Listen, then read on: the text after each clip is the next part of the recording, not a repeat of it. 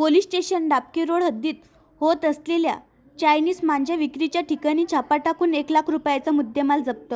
हकीकत अशा प्रकारे की police station Dabki road Akola येथे दिनांक 6 डिसेंबर 2025 रोजी रात्री 7 वाजेच्या सुमारास police station Dabki road Akola येथील ठाणेदार पोलीस निरीक्षक दीपक कोळी यांना मिळालेल्या गुप्तनीय माहितीच्या आधारे त्यांनी त्यांचे अधीनस्थ असलेल्या डीबी पथकाने देवकाबाई नगर बाळापूर नाका डाबकी रोड अकोला येथे छापा टाकून आरोपी ओम सुनील देशमुख वय 21 वर्ष राहणार देवकाबाई नगर बाळापूर नाका डाबकी रोड अकोला यांच्या ताब्यातून 200 चायनीज मांजाचे बंडल प्रत्येकी किंमत 500 रुपये असा एकूण 1 लाख रुपयांचा मुद्देमाल जप्त करून आरोपीस ताब्यात घेतले।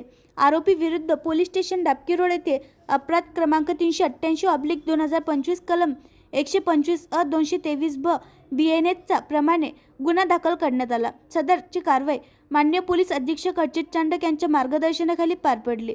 आणखी नवीन व्हिडिओ पाहण्यासाठी आमच्या देशमुख एक्सप्रेस न्यूज चॅनलला सबस्क्राइब करा, लाईक करा आणि शेअर करा।